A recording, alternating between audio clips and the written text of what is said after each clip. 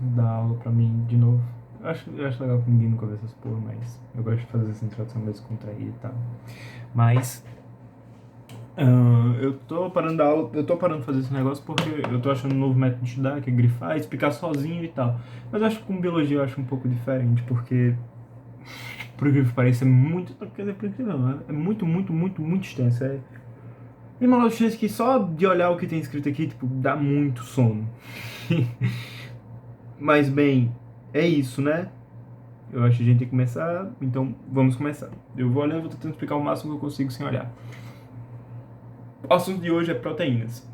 Proteínas são a união de aminoácidos. Para a gente fazer essa união de aminoácidos, a gente tem que fazer a partir de uma desidratação. Como assim? Lembrando que os aminoácidos temos o carbono quiral, o hidrogênio, o grupo amina e o ácido carboxílico. Quando, quando a gente quer fazer a formação de uma proteína, ela surge a partir da estrutura de vários aminoácidos. Então, a gente faz a interação, a ligação entre o grupo amina, o NH3 positivo, o NH3 ionizado, e o ácido carboxílico é, ionizado. Com eles se atraindo, eles vão retirar da sua composição, isso entre aminoácidos diferentes, eles vão retirar dois hidrogênios, uma água um oxigênio formando uma molécula de água. Se juntando a amina de um e o ácido carboxílico de outro, formamos um agrupamento, possivelmente com vários, uma proteína. E essa ligação entre eles, essa ligação entre o grupo amina e o grupo carboxílico, a gente chama ele de ligação peptídica. Ligação peptídica é a ligação que forma os nutrientes. Ela é a ligação mais forte. Ela é uma das ligações mais fortes presentes no ecossistema. Ela é extremamente resistente. Altas temperaturas ela consegue se manter e ela ainda tem uma capacidade extra que é a capacidade de rotação do aminoácido, que temos dois aminoácidos aqui, ó, nos pulsos. Temos dois aminoácidos, um aminoácido aqui e um aminoácido aqui. Eles estão ligados. A ligação peptídica é tão forte que ela pode fazer uma rotação de um aminoácido. Ela faz um aminoácido poder fazer uma rotação sem desfazer a ligação. Isso é muito legal, muito, muito foda. E continuando, entendemos que a união de aminoácidos forma uma proteína, então vamos falar sobre essa junção de vários aminoácidos. A quantidade de aminoácidos vão se juntando, a gente vai transformando em proteínas. E as proteínas têm níveis de organização, exatamente quatro. Primeiro temos a primária, a secundária, a terciária e a quaternária. A primária é a junção linear. É só a formação de ligações peptídicas entre aminoácidos fazendo uma linha, uma reta. Então, primária é formada apenas por ligação peptídica, junção linear. A secundária, ela é ela tem um pequeno extra que é as ligações de hidrogênio. Mas essas ligações de hidrogênio, elas ocorrem aonde? Elas ocorrem entre essas linhas. Elas formam, elas têm essa ligação entre aminoácidos que não necessariamente elas estão juntos. Elas podem ser de forma helicoide, como um DNA, ou uma forma foliar. E aí vai tendo uma folha aqui e uma aqui por cima, e elas vão tendo essas interações. Seria um caso, pode ser entre hidrogênios e oxigênios, presente do ácido carboxílico, ou até mesmo entre hidrogênios e o nitrogênio, ou até mesmo nitrogênios dos radicais livres, né? Muito legal. Então, a gente tem o alfa helicoide e o beta foliar presentes nos níveis de organização secundários. Então agora a gente tem a ligação de hidrogênio e a ligação peptídica. A peptídica proveniente da primária e a ligação de hidrogênio agora surge na secundária. Na terciária, que já vai ganhando uma grande estrutura, a sua tridimensionalidade influencia na execução da sua função. Como é? A característica funcional dela surge na primária. As ligações lineares fazem com que determine a função da, daquela proteína. Eu tenho uma grande sequência de aminoácidos, aquela sequência primária forma determina a função. Só que essa função só vai ser executada quando a proteína atingir a sua tridimensionalidade, o seu nível de organização terciário. O nível de organização terciário é já a mistura entre formas helicoidais, formas foliares, entre si um emaranhado. E esse emaranhado acontece por causa de ligações de sulfeto. O que seriam ligações de sulfeto? São ligações entre enxofres. Alguns aminoácidos apresentam enxofres, então acaba tendo essa interação entre aminoácidos que estão bem distantes, fazendo com que ela se dobre. Então vamos pensar numa estrutura foliar. Tá aqui, ó. Vamos imaginar uma linha de aminoácidos foliar gigante. E aí temos uma cistina aqui que apresenta enxofre e uma cistina aqui. Elas vão tentar se juntar o máximo possível e fazer uma interação. Tá vendo que agora ela está dobrada, ganha uma tridimensionalidade, porque são vários enxofres fazendo ligações, fazendo interações entre si. Apesar da ligação de sulfeto ser extremamente fraca, ou seja, qualquer alteração, principalmente no calor, pode fazer com que elas se quebrem, elas se desnaturem. Mas não, que se quebrem, podendo ter a desnaturação da tridimensionalidade. Então, ela é uma ligação bem fraca, mas que tem um papel importante no modelamento.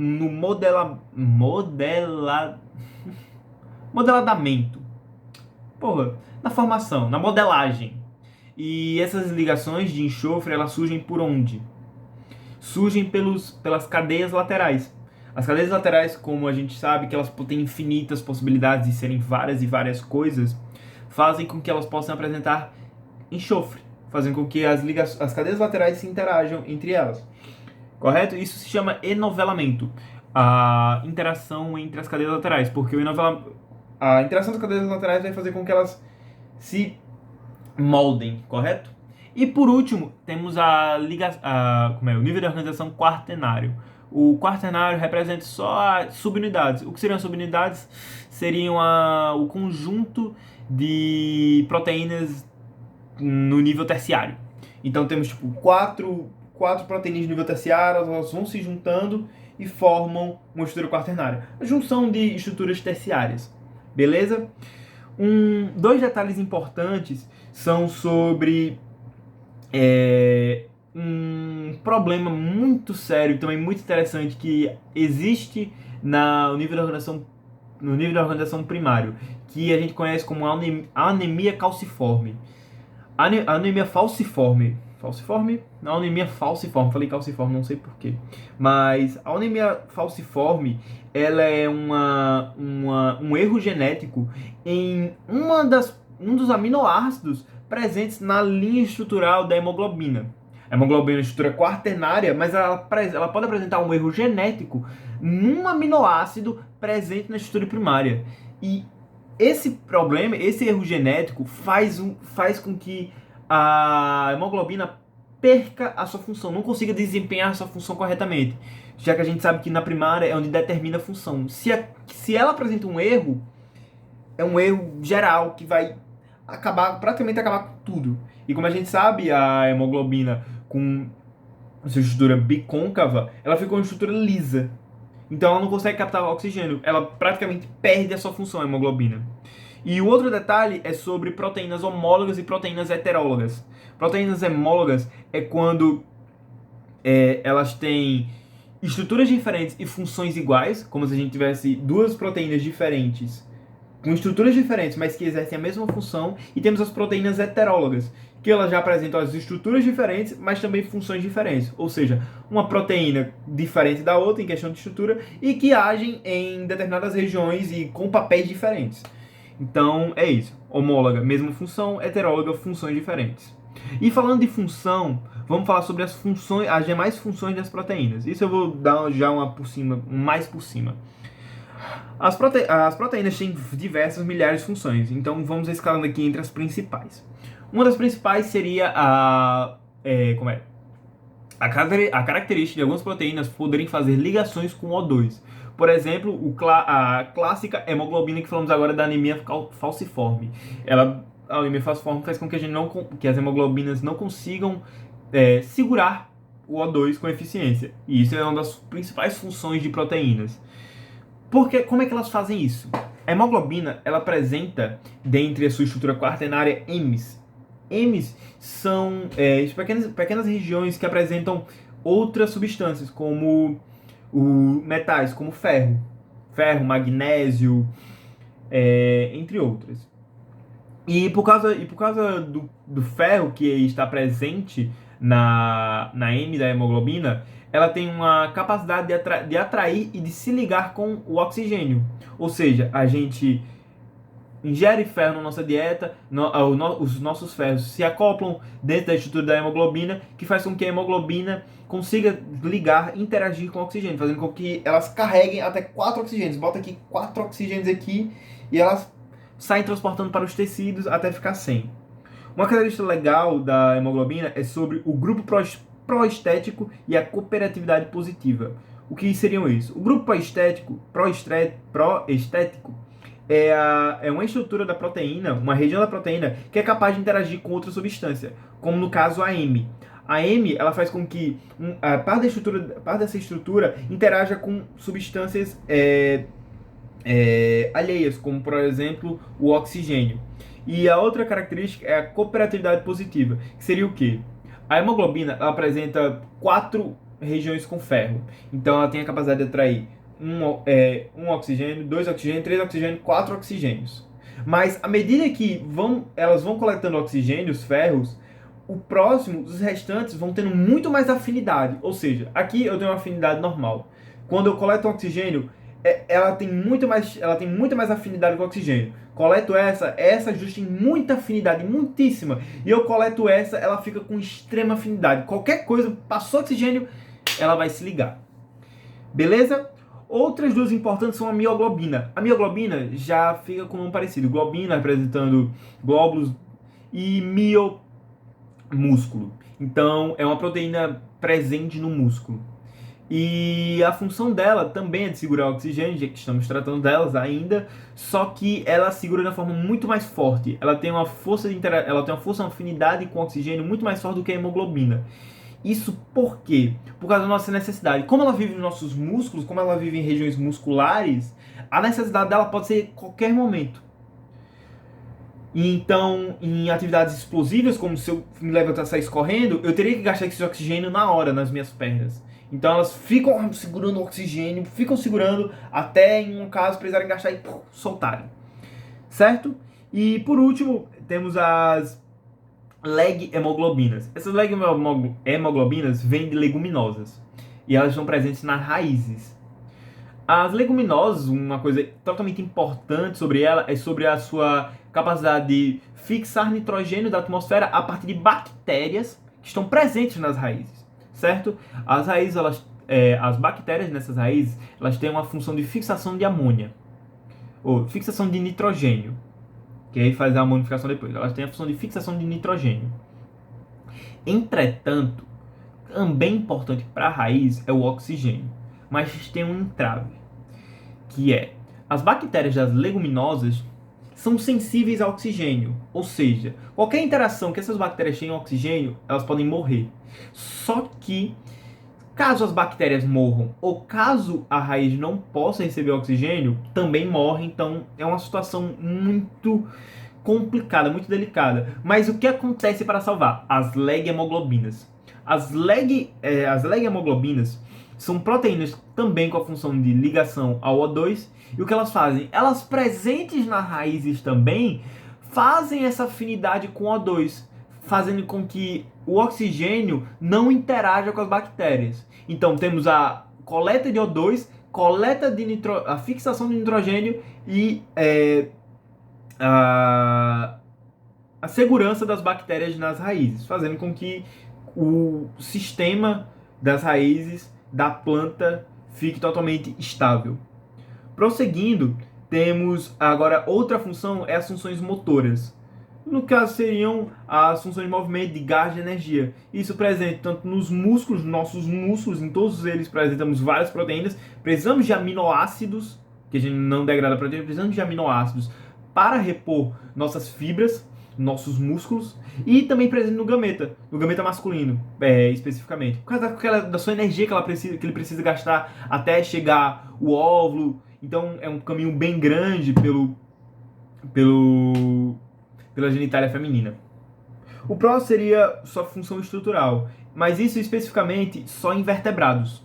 E isso seria um exemplo específico de quem? Da queratina. A queratina, presente em nossos pelos, cabelos, unhas, garras e penas de animais, ela apresenta a sua função estrutural de formar estruturas dos animais, que facilitam a sua sobrevivência e adaptação na Terra, no ecossistema. A outra função é os anticorpos. Os anticorpos são proteínas. É uma coisa que eu sempre esqueço.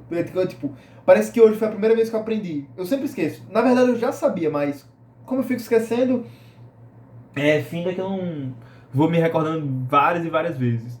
Elas são formadas por proteínas, elas são proteínas, então, tipo, necessitamos de uma dieta boa. Porque se a gente tem uma dieta ruim em aminoácidos, em proteínas, nosso sistema imunológico também fica baixo. Então, tipo, comer para ter uma segurança maior, né? E já chegando no antepenúltimo, é uma relação entre antepenúltimo e o penúltimo, porque a gente vamos falar da sua função hormonal, mas também da sua função receptora. A função hormonal, a gente tem um grande exemplo que é a insulina. A insulina, o hormônio que faz a coleta de glicose do sangue e pro tecido. E o que acontece? Para a gente fazer esse envio, para a gente fazer a entrada de insulina nas células, a gente precisa que ela seja autorizada. E como é que acontece essa autorização? Por receptores que também são proteínas. Então temos uma célula, temos um hormônio aqui fora, uma proteína externa, e temos um receptor dentro. Para essa substância externa entrar dentro da célula, essa proteína entrar dentro da célula, a receptora tem que, meio que, entre aspas, autorizar a adesão desta proteína. Então a relação entre receptores e hormônios que são proteínas. E por último, temos a função de reserva nutricional. E isso aqui é bem rápido, porque é um exemplo, o glúten. E é uma coisa importante sobre o glúten e sobre as outras proteínas de reserva, que é sobre as alergias. Por isso que eu trouxe o glúten como um exemplo específico, porque o glúten ela tem a sua função presente, sua função maior presente nas plantas. Então, quando fazemos a digestão do glúten, é uma digestão difícil, uma digestão pesada, porque é algo com uma estrutura totalmente modificada, estrutura que nunca foi presente no nosso corpo. Então, por também não estar presente no nosso corpo, o nosso sistema pode achar que ela é uma substância desconhecida, uma molécula desconhecida, fazendo com que ataquemos aquela proteína, aquela estrutura. E aí, o que acontece? Por acontecer uma reação alérgica, uma reação imunológica do nosso sistema contra o glúten, pode acontecer que a gente, já dentro do nosso intestino, a gente tenha a perda das nossas microvilosidades, que é o que facilita a nossa adesão de substâncias, de aminoácidos, de carboidratos, presentes já no processo de digestão. Então, temos que ter cuidado com a alergia, né? Perfeito. Chegando já agora mais ou menos na metade do caminho, porque é um caminho ainda bem longo, para falar a verdade, mas grande parte das funções, temos a proteostase. A proteostase é a manutenção da integridade estrutural e funcional também da proteína. Quando a proteína apresenta alguma falha, algum desvio estrutural, a gente tenta, a proteína realiza a proteostase para tentar reorganizar essa falha. E essa falha é principalmente conhecida pela proteína mal dobrada. Que seria o quê? Uma proteína com uma sua tridimensionalidade afetada, algum canto torto, que faz com que ela perca a sua função. Como a gente falou, uma estrutura tridimensional afetada faz com que ela perca a exerção da sua função. E o que pode ser feito para ajustar essa proteína mal formada? A primeira de todas é o remodelamento. O remodelamento, como já diz o nome, é como se a gente tentasse ajeitar a tridimensionalidade da proteína de volta. Ela está torta, ela está afundada, e aí a gente tem as chaperonas, outras proteínas que tentam ajudar no remodelamento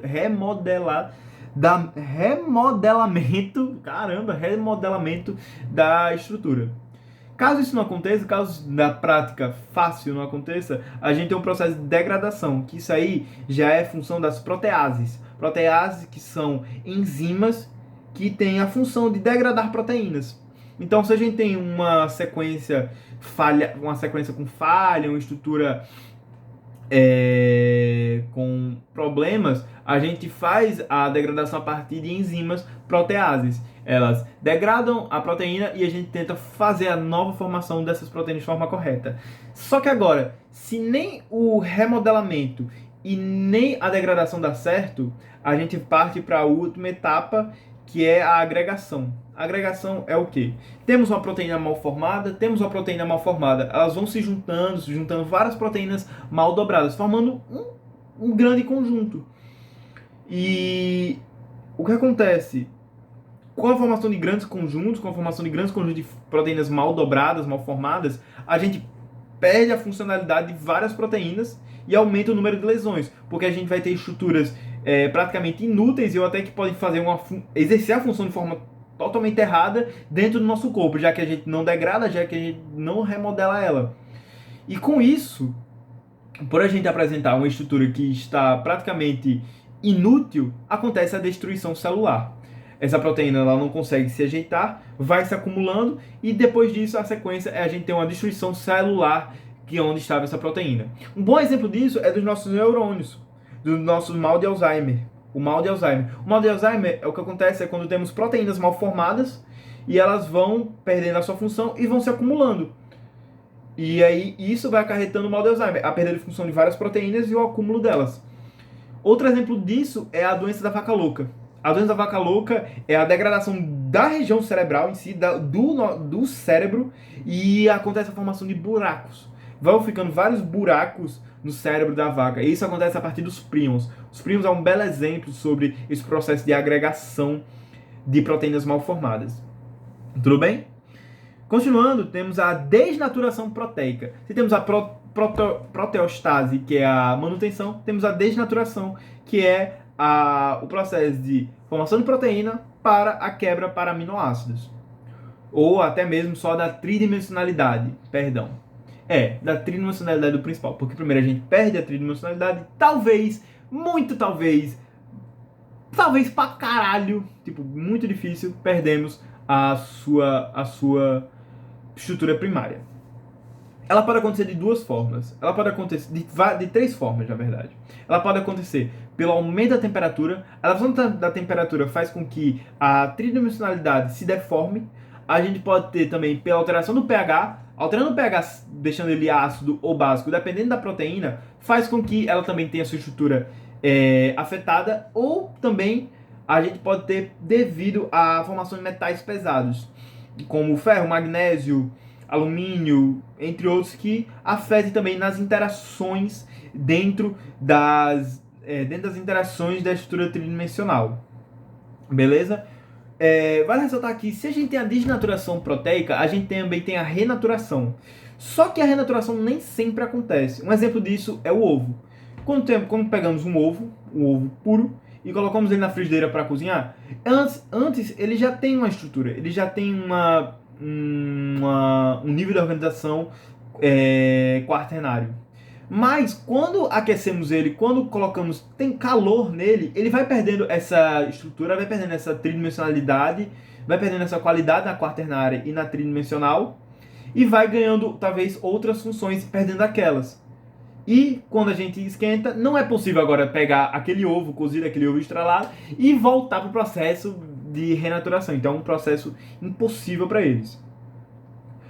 Chegamos já agora nas enzimas. Enzimas que também são proteínas. Uma adenda é que nem todas as enzimas são proteínas. A gente também tem as ribozimas. As ribozimas são formadas por RNA. Isso é só um detalhe.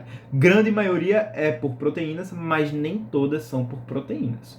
As enzimas são os catalisadores biológicos. Elas são de funções orgânicas que têm a função de acelerar processos metabólicos, processos de reações químicas, certo? Uma das propriedades delas são que elas é atóxica, ela não apresenta nenhum dano em nenhum ser vivo e elas são de alta especificidade. Alta especificidade no sentido absoluto ou relativo. Absoluto seriam de realmente ser extremamente específicas, como a lactase, a sacarase, que são para substâncias específicas, ou de forma relativa, que é uma especificidade também, mas um pouco maior, como proteases, como amilases, que aí a amilase envolve todos os tipos de amido, proteases, todos os tipos de proteínas e assim por diante. A enzima é formada pela sua estrutura completa, mais o sítio ativo. O sítio ativo é o local onde os reagentes vão se interagir com a enzima, formando o produto ou o processo contrário, de produto para reagentes. Então, o sítio ativo é o local onde os reagentes, o substrato, vão interagir com a enzima. Prosseguindo, as enzimas elas podem ser simples ou conjugada.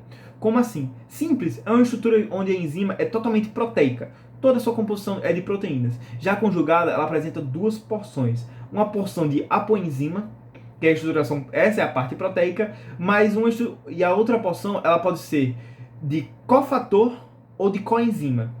Uma estrutura de cofator, uma porção cofator, é uma porção inorgânica. Uma porção que pode ser feita de sais, feita de outros tipos de sais. Ou ela pode ser de coenzima, que é feita por componentes orgânicos como a vitamina.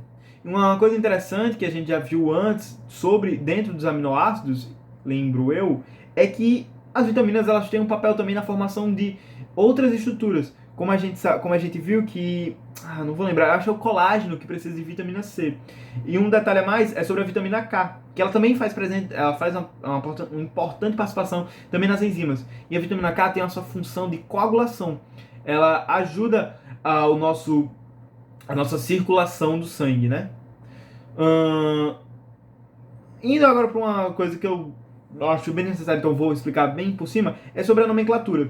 A nomenclatura ela pode ser feita pela função que a enzima tem, mais o termo ase, ou também pelo seu substrato, o que ela vai coletar. Por exemplo, a lactose. A lactose é um substrato que vai para a enzima lactase. Então pode ser pelo substrato ou pela sua função dentro daquele sistema. Beleza? Mas agora esse exemplo importante é sobre os imogênios.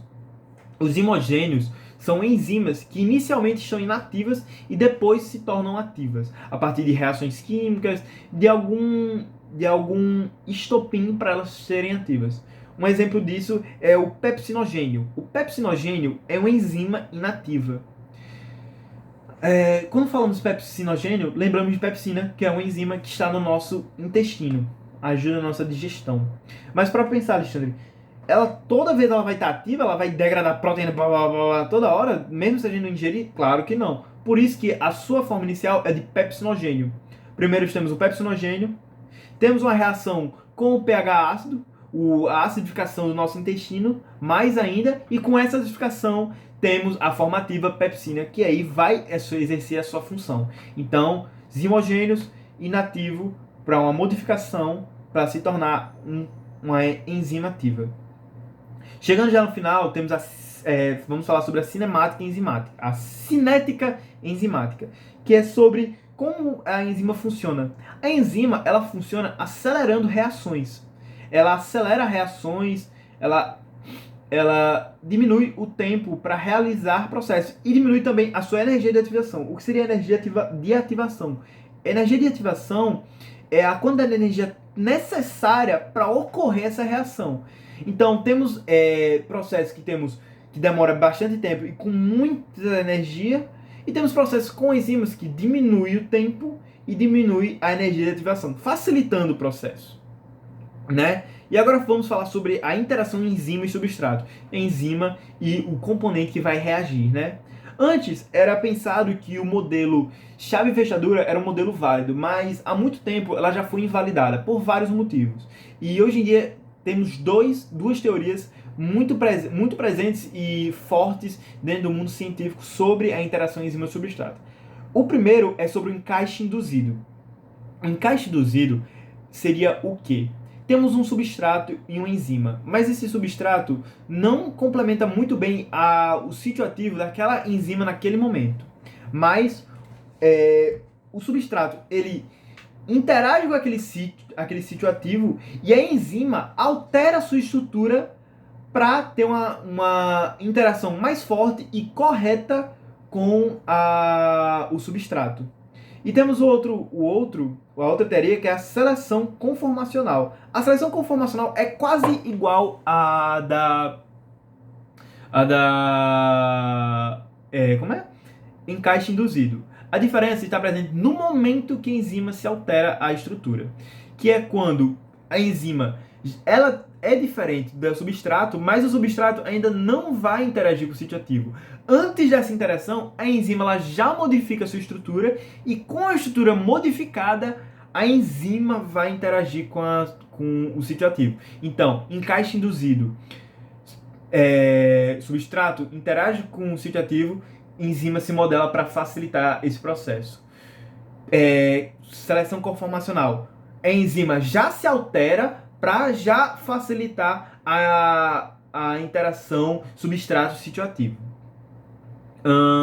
E por último, a gente fala que a enzima ela facilita esses processos, diminui o gasto de energia, mas elas têm que estar em ambientes propícios para as enzimas. Como a gente sabe, as enzimas elas são altamente específicas pela sua estrutura, que cada uma varia, e também porque cada uma exerce uma função em um canto diferente. Então elas têm que ter o ambiente mais apropriado para elas. E a gente pode especificar isso de duas formas. Sobre temperatura, que a gente conhece como temperatura ótima. Quando temos uma temperatura extremamente perfeita para a enzima, ela vai trabalhar, ela vai fazer esses processos de forma extremamente rápida e com muita eficiência. Caso a gente aumente essa temperatura acima da temperatura ótima, pode ocorrer o processo de desnaturação. Por ela ser uma proteína, ela pode ter sua tridimensionalidade afetada, perdendo a função de enzima. E o outro fator é o fator de pH. Como eu falei, a pepsina se localiza no intestino e ela só é ativa, ela só ganha funcionalidade quando está em um ambiente ácido.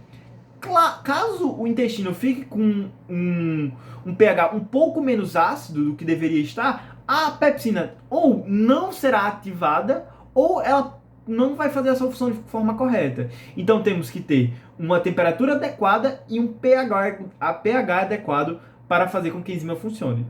Então isso foi a explicação de proteína. Eu gaguejei bastante, falei errado, tentando aprender, né? Falamos sobre proteínas, falamos bastante sobre a enzima, que é uma proteína também, né? E é isso. Muito obrigado. Garganta, né? E tentar fazer algumas questões antes de treinar.